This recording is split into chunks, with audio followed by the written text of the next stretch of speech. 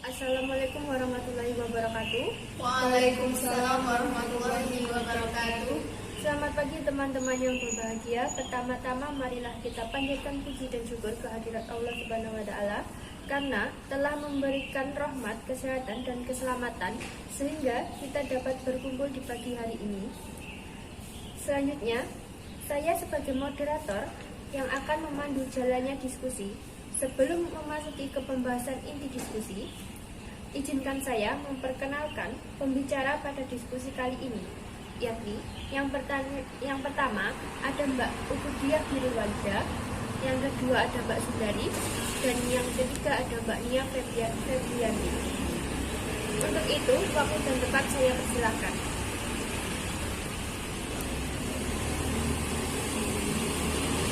Baik, saya akan bertanya kepada Mbak Dia. Perkenalkan, nama saya Citra Aida Arifinatar. Menurut Mbak Dia, pengertian kitab Allah dan hukumnya itu bagaimana? Ya, kitab Allah adalah kumpulan firman Allah Subhanahu wa taala yang diwahyukan oleh Allah kepada Nabi dan Rasul untuk diajarkan kepada manusia sebagai petunjuk dan pedoman hidup manusia. Hukum beriman kepada kitab-kitab Allah hukumnya wajib. Mengapa demikian? Karena beriman kepada kitab Allah merupakan rukun iman yang ketiga. Kitab Al-Quran merupakan pedoman bagi seluruh umat muslim dan berlaku sepanjang masa. Sedangkan kitab-kitab selain Al-Quran dijadikan pedoman untuk umat dan waktu tertentu sebelum diturunkannya Al-Quran. Allah Subhanahu wa taala berfirman dalam Quran surat An-Nisa ayat 136 yang artinya, wahai orang-orang yang beriman, tetaplah beriman kepada Allah dan Rasul-Nya dan kepada kitab yang Allah turunkan kepada Rasul-Nya serta kitab yang Allah turunkan sebelumnya. Itu Mbak. Baik, terima kasih. Ya. Selanjutnya saya akan bertanya kepada Mbak Sundari. Menurut Mbak Sundari, apa fungsi beriman kepada kitab-kitab Allah? Baik, terima kasih untuk pertanyaannya. Orang yang tidak beriman kepada Allah Subhanahu wa taala, dia tidak akan dapat melaksanakan kehidupannya berdasarkan kepada aturan dan jalan hidup yang benar. Untuk itu, fungsi kita beriman kepada kitab-kitab Allah Subhanahu wa taala yaitu yang pertama, mendapatkan petunjuk kehidupan. Orang yang beriman kepada kitab Al-Quran akan mendapat petunjuk kehidupan. Dapat dipastikan, orang yang tidak meyakini kitab Allah sepanjang sejarah akan dilaknat dan mendapatkan dampak yang negatif bagi umatnya.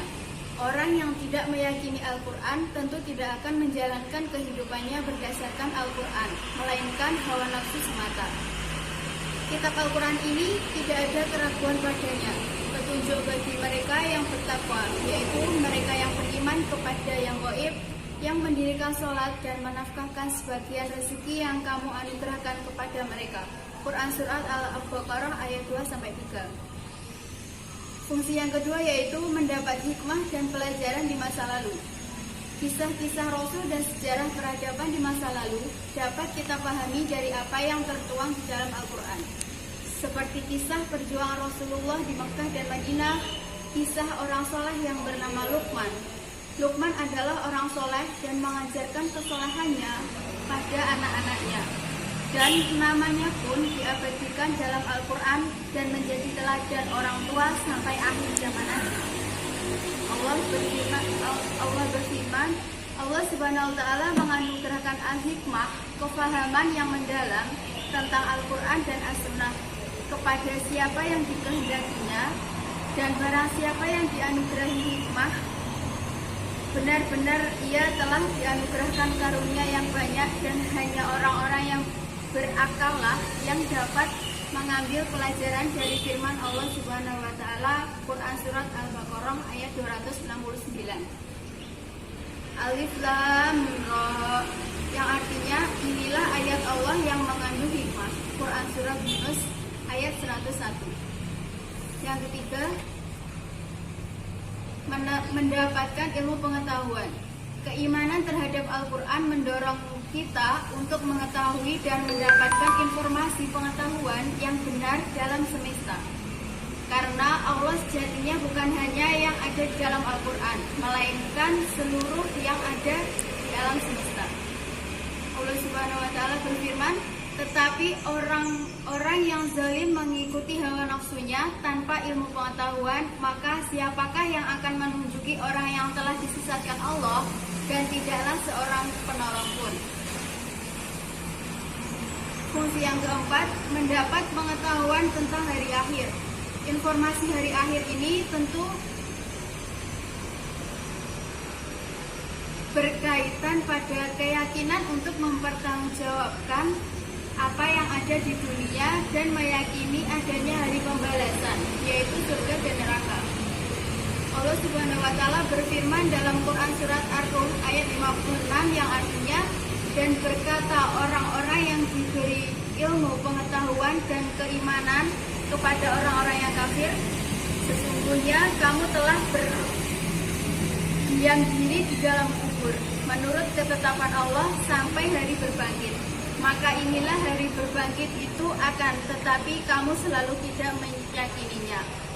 Fungsi yang kelima, mendapat hidayah dan cahaya kehidupan. Hidayah dan cahaya kehidupan itu sejatinya muncul dan berkembang di dalam diri manusia.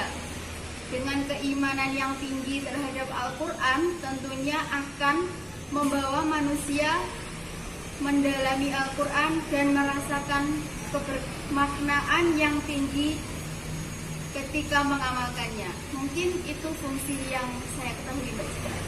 Baik, terima kasih Mbak Hindari atas jawabannya. Selanjutnya saya akan bertanya kepada Mbak Nia Febrianti.